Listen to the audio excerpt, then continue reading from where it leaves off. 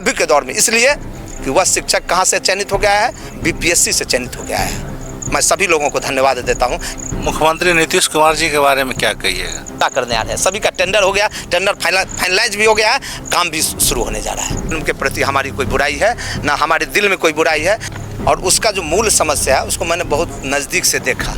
नमस्कार, आप सुदर्शन बिहार देखें। मैं पप्पू कुमार नायक दरभंगा के अलीनगर में, और बिहार विधानसभा चुनाव 2025 की जो तैयारी सभी दलों कर रहे हैं, उसी दौरान हम आज नवानगर में हैं और भाजपा के एक कर्मठ कार्यकर्ता के रूप में अपनी पहचान बनाने वाले संजय सिंह उर्फ पप्पू सिंह से आज उनसे बात करेंगे और जानने का प्रयास करेंगे कि भाजपा की जमीनी स्थिति खास करके ग्रामीण इलाकों में क्या है। नमस्कार पप्पू जी, संजय जी, आपका स्वागत है। आपके सुदर्शन चैनल का बहुत बहुत हार्दिक धन्यवाद। आप आए खास करके अलीनगर में, मेरा पैतृक गांव ये नरमा है और इस पंचायत का नाम नवानगर। सदियों से हमारे पिता यहाँ लगभग लगता है 37 वर्ष मुखिया रहे। अभी वर्तमान 2 बार से हमारी पत्नी मुखिया है अनुराधा से। मैं सामाजिक कार्य से राजनीति में आया और सामाजिक कार्य करते हुए राजनीति में जो आया तो गरीबों की जो गरीबी है और उसका जो मूल समस्या है उसको मैंने बहुत नज़दीक से देखा कि गरीब कैसे उसको मैंने नीचे से ऊपर उठाया जा सकता है, उसकी क्या मदद हो सकती है, वो कैसे अपने आप को समाज में जो दबे कुचले लोग हैं, जो जहाँ बहुसंख्यक समाज के लोग रहते हैं, वहाँ उसकी क्या स्थिति है, उसको कैसे उबारा जा सकता है, इसको मैंने बखूबी देखा और मैंने उसमें बहुत प्रयास भी किया है। खास करके जो दलितों महादलितों उसमें जो शिक्षा की व्यवस्थाएं जो कमज़ोर है उस पर भी मैंने बहुत ध्यान दिया। मैंने लोगों के बीच जा कर के जागृत किया। खास करके जो मुसहर एक समुदाय है उसमें शिक्षा का बहुत अभाव है, मैंने उस पर भी बहुत प्रयास किया है कि वो लोग पढ़ें। जाते हैं, मैं उन लोगों के बीच में बैठ कर के बात करता हूँ, कहता हूँ कि आप लोग भी अपने बच्चे को पढ़ाएँ। आप देखते होंगे कि सरकारी नौकरी में भी या किसी भी प्राइवेट सेक्टर में भी कहीं एक कर्मचारी आपको 1000 में 1 आदमी मुसहर समुदाय का नहीं मिलेगा, जबकि उसकी भी संख्या है। दलितों समुदाय में उनकी भी अच्छी खासी संख्या है, लेकिन उसमें शिक्षा के अभाव के चलते ये नहीं हो पा रहा है। नहीं, सबसे बड़ी बात है कि अलीनगर में आप जब से भाजपा से जुड़े तो दरभंगा जिला का अलीनगर विधानसभा ऐसा विधानसभा बना है कि जहां से आप रक्षा मंत्री राजनाथ सिंह का कार्यक्रम कराए हैं, गृह राज्य मंत्री नित्यानंद राय जी का कार्यक्रम कराए हैं और उप मुख्यमंत्री सम्राट चौधरी का कराए हैं। आखिर इस विधानसभा में देश के और राज्य के बड़े बड़े नेताओं का आना क्या साबित करती है? देखिए, सदियों से ये मिथिला की धरती है, माँ जानकी की धरती है, और संघ के जो संस्थापक इस दरभंगा जिला में वह एक गांव, हमारे पंचायत का जो एक गांव है जो इस पंचायत के नाम से जुड़ा हुआ नरमा नवानगर, वह गांव ही उसका मूल गांव है, नवानगर गांव। उस गांव से ही संघ इस जिला में अपना कहीं कदम रखा। पहली पैदाइश वहीं हुई, नवानगर में हुई। इसलिए यहाँ के लोगों का और जो ये इसका जो भौगोलिक स्थिति है, जो राजनीतिक स्थिति है, सामाजिक स्थिति है, वह स्थिति ऐसा है कि आप जहाँ कहीं भी है तो उसकी बहुल संख्या है। जो अपने आप को अल्पसंख्यक कहते हैं उसकी भी संख्याएं बहुत है। वहाँ जो कुछ दबे कुचले लोग हैं उसकी भी कुछ परिस्थितियाँ हैं। अब धीरे धीरे सब कुछ समान होते चला जा रहा है। नहीं, जब संघ का ये गाँव रहा है तो आपके भाजपा में आने के बाद से इस एरिया तरफ नेताओं का ध्यान आया है, खास करके बड़े लीडरों का कार्यक्रम हुआ है, तो क्या इससे पहले इस गांव की ओर भाजपा के शीर्ष लीडरों का ध्यान नहीं था? असल मेरा व्यक्तिगत मानना है कि यहाँ उस तरह के लोग जगाने वाले लोग नहीं थे, उन्हें बताने वाले लोग नहीं थे। हम आपको बता दें कि यहाँ जो कार्यक्रम हुआ, मैं जब पार्टी में ज्वाइन किया भाजपा में, तो उस समय प्रदेश अध्यक्ष जो अभी वर्तमान डिप्टी सीएम है माननीय सम्राट चौधरी जी, उन्होंने आकर के मुझे ज्वाइन कराया था अलीनगर मैदान में। अच्छी सभा हुई थी। यहाँ लोग भय से जो कहिए या जिससे कहिए, यहाँ एक लोग अपने घर पे झंडा लगाना उचित नहीं समझता था जिस भी माहौल के कारण। लेकिन अब उस सब चीज़ ने, मैं एक अभी संघ का एक कार्यक्रम कराया था, पथ संचलन कार्यक्रम कराया था अलीनगर में। हमें लगता है कि आज तक इस कोई सोचा भी नहीं था। जब कभी चर्चा की, आम लोगों से भी चर्चा की, लोग कहता था अलीनगर में कैसे होगा। हम कहे कि होगा, सब कुछ होगा, क्यों नहीं होगा भाई। हम अपनी हमारा मौलिक अधिकार भी, हमारे धर्म की स्वतंत्रता भी मुझे है कि हमें उस अपने धर्म को किस तरह मनाना है, हमें उस पर्व को कैसे मनाना है, ये हमारी स्वतंत्रता भी है। और हमारा मौलिक अधिकार भी है। उसी के तहत मैंने अभी आप देखे होंगे जस्ट मैंने इस बार के रामनवमी में मैंने एक पथ संचलन कराया था। आपने कहा कि अलीनगर विधानसभा में यहाँ डर का माहौल था, लोग एक हिंदूवादी झंडा नहीं लगाना चाह रहे थे। तो देश आज़ादी के इतने वर्ष बाद भी आखिर इस तरह की मानसिकता लोगों को क्यों हो गई? कौन लोग ऐसे थे जो लोगों को डरा कर रखना चाहते थे? हम बताएं ना, जो बहुसंख्यक समाज के लोग हैं, जहाँ जिसकी आबादी अधिक है, वो उसके भय से वो माने उठ नहीं पाते थे। आपको कुछ दिन पूर्व में चले जाइए तो यहाँ माने जैसे नहीं, आपको हम रोक रहे हैं कि आप बहुसंख्यक, आप मुसलमान नहीं बोल पाते हैं, बहुसंख्यक बोलते हैं। आपके अंदर भी लगता है कि एक डर है। आप खुल के बोलिए कि मुसलमान की यहाँ आबादी अधिक है और हिंदू खुल के नहीं आते थे। मैंने आपको कहा जो बहुसंख्यक, मैं डरता नहीं, मैं किसी से, मैं एक ऊपर वाले से डरता हूँ, बाकी किसी दुनिया में किसी व्यक्ति से डरता नहीं हूँ। मैं आपको एकदम विश्वास दिलाना चाहता हूँ। मैंने आपको कहा जो एक बहुसंख्यक समाज जो बहुसंख्यक है और अपने आप को अल्पसंख्यक कहता है, मैंने सब फर्स्ट टाइम आपको बता दिया।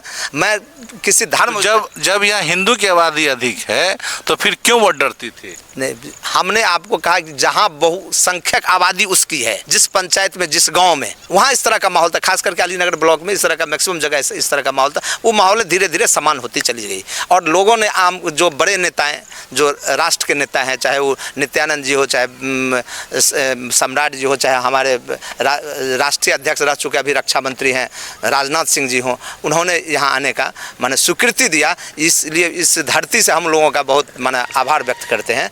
चुनाव से पूर्व, लोकसभा चुनाव से पूर्व आए थे, कार्यक्रम अपने ही शिवनगर घाट हाई स्कूल मैदान में उनका कार्यक्रम हुआ था।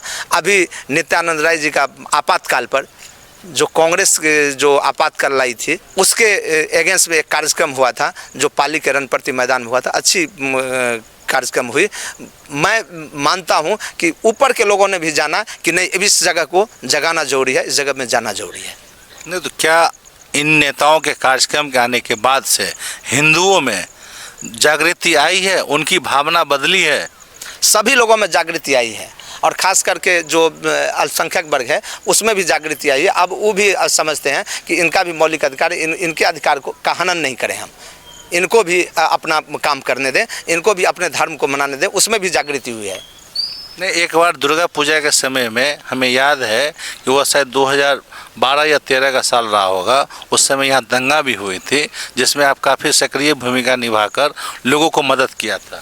2012-13 नहीं था, 2020 की घटना थी। 2020 का जो चुनाव हुआ था, जस्ट चुनाव के समय में ही दुर्गा पूजा में हुई थी। यहीं पिरहौली एक गांव है, वहीं एक लड़का का डेथ हो गया था इसी के दौरान। लेकिन वो जो घटना हुई तो आम देखिए होता क्या है कि जो रूढ़िवादी व्यवस्था, जिसे आप माने कहिएगा, जो माने अपने आप को सो कॉल्ड समझता है कि हम यहाँ के माने बड़े लोग हैं, जमींदार हैं, हमारा ही साम्राज्य है, ऐसे मानसिकता के जो लोग, जो माने कुछ लोग यहाँ अलीनगर में बसे हुए हैं, उनका मानसिक मनोबल हम तोड़ना चाहते हैं कि आप समझें कि जिस तरह आप इस देश के नागरिक हैं उसी तरह वह भी इस देश का नागरिक है, उसे भी रहने का अधिकार है। यह सड़क अगर आपकी बपोती है तो वह सड़क उसे एक गरीब की भी, हिंदू की भी बपोती है।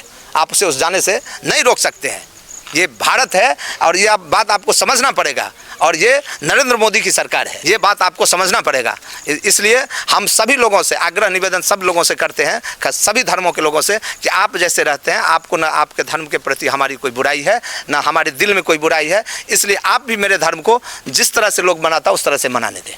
नहीं, सबसे बड़ा सवाल है कि अभी भी हिंदुओं के धर्म में, खास करके सरस्वती पूजा में, खास करके दुर्गा पूजा में रूट चार्ट जब बनता है तो प्रशासन की तरफ से ये ध्यान रखा जाता है कि मुस्लिम बस्ती होके हिंदुओं का ये रथ नहीं जाए, हिंदुओं का प्रतिमा विसर्जन नहीं जाए। आखिर पदाधिकारियों की मानसिकता कब बदलेगी? देखिए, पदाधिकारी यहाँ डरे रहते हैं, सहमे रहते हैं। पदाधिकारी के मन में एक भय व्याप्त है पूर्व से, ऐसा कुछ है नहीं, उनके मन में भय व्याप्त है। हमें जो पथ संचलन कार्यक्रम कराया, हमें भी प्रशासन रोकने आए थे। हमें प्रशासन, यहाँ के जो लोकल प्रशासन है, वो आके रोके, हमको बोले कि आप अलीनगर में पथ संचलन नहीं कराइए। हम एकदम कराएंगे, हम, ये हमारा मौलिक अधिकार है, मेरा धर्म की स्वतंत्रता है कि हमें कैसे मनाना है। और हमने कराया, कुछ नहीं हुआ, एकदम शांतिपूर्वक। जो संघ का कार्यक्रम है वो शांतिपूर्वक, जो रूट था हमारा, जो रूट हमने लिख के दिया था, हमने उनसे कहा भी कि आपसे कोई मैं कोई परमिशन नहीं मांगा, आपको मैं एक लिखित सूचना दिया हूं कि आप, हमारा कार्यक्रम है, इसकी एक सूचना आपको दे रहा हूं, आप इस सूचना को स्वीकार करें। हम तो कार्यक्रम करेंगे ही, और कार्यक्रम किए, उन लोगों का सहयोग भी रहा, प्रशासन के लोगों का भी सहयोग रहा, अच्छा कार्यक्रम हुआ। नहीं, आपने ये कार्यक्रम करके जो प्रशासन और समाज के मन में जो डर था उसको आप निकालने का काम किए, तो क्या ये निरंतर जारी रहेगा? निश्चित तौर पे मैं जब तक जिंदा हूँ, मैं यहाँ के लोगों के मन में जो भय है उस भय को ख़त्म करने का कोशिश करता रहूँगा, चाहे किसी भी वर्ग के लोग हों। जहाँ हम एक चीज़ और बताना आपको चाहते हैं कि जहाँ जिस गांव में हिंदू की आबादी अधिक है, वहाँ अगर मुसलमान है उसके साथ भी अगर कुछ होता है तो उसकी भी मदद करते हैं। मैं अपने गांव का मैंने हिस्ट्री बता रहा हूँ। मेरे गांव में एक कब्रिस्तान नहीं था, और मैंने हमारे ही समाज के लोग, हमारे ही दियाद के लोग उनको ज़मीन दिया, उसको बाउंड्री करा कर उसको मैंने कब्रिस्तान बनाने का काम किया। मैं उसका भेदभाव नहीं करता हूँ। हाँ, आप मेरे धर्म को भी टीच नहीं करें, ये भी आपका अधिकार नहीं है। अगर उसको टीच करेंगे तो हम आपके सामने खड़े होंगे, चाहे प्रशासन से लड़ाई लड़ना पड़े, चाहे जिससे लड़ाई लड़ना पड़े, उसके लिए कोई दिक्कत नहीं है। नहीं, आपने बिल्कुल सही कहा एक चीज़ कि चाहे धर्म हिंदू का हो या मुसलमान का हो, किसी के धर्म पर खतरा कोई करेगा तो उसका आप विरोध करेंगे। निश्चित तौर पर जब तक जिंदा है, जब तक इस शरीर में प्राण है, निश्चित तौर पर विरोध करते रहेंगे। और सबसे बड़ी बात है, अभी आप लगातार पिछले 5 वर्षों से अलीनगर विधानसभा में काफ़ी मेहनत कर रहे हैं। आप जनता को क्या संदेश देना चाहते हैं, खास करके तब जब आपको अगर मौका मिलेगा या पार्टी आप पर विश्वास करेगी, तो आपका प्राथमिकता क्या है इस विधानसभा के लिए? देखिए, यहाँ अमन चैन और शांति आम लोगों की मुख्य बातें हैं। तो मैं चाहूँगा, मैं सभी लोगों से अनुरोध भी करता हूँ, निवेदन भी करता हूँ कि आप लोग अमन चैन और शांति बनाए रखें। और यहाँ के जो लोग हैं, जो खास करके जो गरीब, जो हमारे जो प्रधानमंत्री जी हैं माननीय मोदी जी, उनका कहना है कि अंतिम पंक्ति में खड़ा व्यक्ति उसको लाभ पहुँचे। हमारी जो योजनाएं हैं, गरीब कल्याण की जो योजनाएं हैं, उन्होंने कहा, माननीय मोदी जी ने कहा कि इस देश में सिर्फ 4 जातियाँ हैं। कौन जातियाँ हैं? गरीब एक जाति है, उसमें न हिंदू है, न मुसलमान है, नहीं कहा उन्होंने। न अगड़ा है, न पिछड़ा है, नहीं कहा उन्होंने। युवा एक जाति है, उसमें भी कोई कुछ नहीं कहा उन्होंने। महिला एक जाति है, कुछ नहीं कहा उसमें। किसान एक जाति है, कुछ नहीं कहा उसमें। और सबकी सुध ली उन्होंने। आप देख रहे हैं किसानों की क्या सुध ली। अभी आप जाइए गांव घर में घूमिए, हमारी बिहार की सरकारें, एनडीए की सरकारें ने 400 के पेंशन को 1100 रुपया किया है। आप जाएंगे लोगों के बीच में, हम तो गरीब के बीच रहते हैं, उनको जो खुशी है बता नहीं सकते आपको हम, क्या खुशी है उनको, जो 1100 रुपया में अब अपने आप को इतना गौरव समझता है, अपने आप को बुस्टअप हो चुका है वो आदमी, कि लगता है कि नहीं अब उतना पैसा से हमारा भी कुछ हो जाएगा। अगर हमारे बच्चे अगर हमको नहीं भी दे रहा है, हमारा अपना जो और खर्चा है वो हमारा हो पाएगा। क्या आप मानते हैं जो सामाजिक सुरक्षा पेंशन को जो सरकार 1100 रुपया बढ़ा के की है, आने वाले चुनाव में यह एक माइलस्टोन का काम करेगा? निश्चित तौर पे आम जो, देखिए क्या है कि जब आपको आम आदमी, आम गरीब, दिव्यांग, महिलाएं, वृद्धजन, विधवाएं, वो जो आपको आशीर्वाद देता है ना, वो दिल से आशीर्वाद देता है। अब उसका आशीर्वाद आपको लगता है। उन्होंने अभी दिल से आशीर्वाद दिया है इस सरकार को। माननीय मोदी जी को धन्यवाद देता है कि उन्होंने 5 किलो अन्न की व्यवस्था कराई। मूलभूत सुविधाएं क्या है? आपको भोजन है, भोजन के लिए 5 किलो अन्न की व्यवस्थाएं कराई। आपकी सुविधाएं हैं, आवास की, आप देख रहे हैं अभी 3 करोड़ आवास दिए। कोई आदमी, एक आदमी नहीं बचेगा जिसका अपना घर नहीं होगा। प्रधानमंत्री आवास के तहत आवास दिए। उसके बाद आपको चलने के लिए सड़क चाहिए, सड़कें की व्यवस्था हुई, बिजली की व्यवस्था हुई, घर घर बिजली पहुंची, शिक्षा की व्यवस्था। हम अभी गांव घर में जाते हैं, आम लोगों से भी, सब लोगों से भी, जो बड़े लोग हैं जो अपने बच्चे को बाहर पढ़ाते हैं, उनसे भी मैं एक अनुरोध करता हूं कि आप अपने बच्चे को सरकारी स्कूल में पढ़ाएं। मैं दावा के साथ कहता हूं कि कोई ऐसा सरकारी माने प्राइवेट जो CBSE मान्यता प्राप्त विद्यालय, बिहार का कोई ऐसा विद्यालय, उसका शिक्षक और जो प्राइमरी, खास करके गांव घर का जो प्राइमरी विद्यालय, उसके शिक्षक की तुलना में उससे बेटर प्राइमरी विद्यालय का शिक्षक है अभी के दौर में। इसलिए कि वह शिक्षक कहाँ से चयनित हो गया है? BPSC से चयनित हो गया है। और उतना बढ़िया शिक्षक उनके यहाँ नहीं है। मैं सभी लोगों से, आपके चैनल के माध्यम से भी मैं लोगों से अनुरोध करना चाहूँगा कि आप अपने बच्चे को सरकारी विद्यालय में पढ़ाएं। आपके कहने के अनुसार से जो शिक्षा व्यवस्था बिहार में, जो लोगों का ये आरोप था कि ये चौपट है, तो क्या शिक्षा व्यवस्था पटरी पर आ गया है? निश्चित तौर पे भवन भी बना और पढ़ाई भी अच्छी हुई। पढ़ाई अच्छी होने का कारण हुआ कि देखिए पहले लोगों को जब स्कूल नहीं जाते थे बच्चे तो उनको क्या किया गया, तो गरीब के बच्चों को खाने की व्यवस्था कराई गई विद्यालय में। वो खाएंगे तो खाने के चलते जाएंगे। उसके बाद उसको कॉपी किताब, उसके बाद उसको वस्त्र की व्यवस्थाएं करी, पोशाक की व्यवस्थाएं करें कि पोशाक पहन के जाएगा। आज सारी व्यवस्थाएं, बच्चियों को साइकिल की व्यवस्थाएं कराई गई। जो मैट्रिक इंटर पास करता है उसको कुछ प्रोत्साहन राशि दी गई। आम बच्चे पढ़ें, गरीब के बच्चे स्कूल में जाके पढ़ें, इसके लिए सारी व्यवस्थाएं, अभी मूलभूत सुविधाएं, खेल की सुविधाएं, प्रत्येक विद्यालय में आप चले जाइए, हर एक पंचायत में एक खेल मैदान बना है। खेलेगा इंडिया तो जीतेगा इंडिया। नहीं, आप जितनी बात बता रहे हैं, और मैं फिर आ रहा हूँ अलीनगर विधानसभा को जो 2010 में नया परिसीमन हुआ, और यहाँ से बिहार के कद्दावर नेता के रूप में अब्दुल बारी सिद्दीकी 2 बार कहा जा सकता है कि वो जीते हैं राजद के सिंबल से। और इस बार 2020 में जब वो यहाँ से छोड़ के गए तो यहाँ भाजपा के विधायक के रूप में मिश्रीलाल यादव जो वीआईपी के सिंबल पर जीते, फिर वो भाजपा में शामिल हो गए।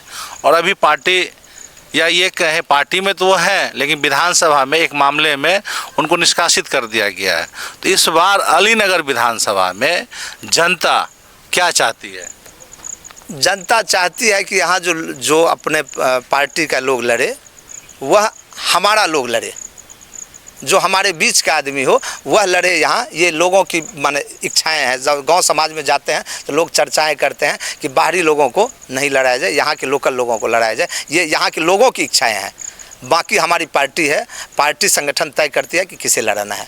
पार्टी जिसे लड़ाएगी उसे हम लोग भरपूर मदद करके उसे चुनाव जिताने का काम करेंगे। क्या भाजपा यहाँ से जीत पाएगी?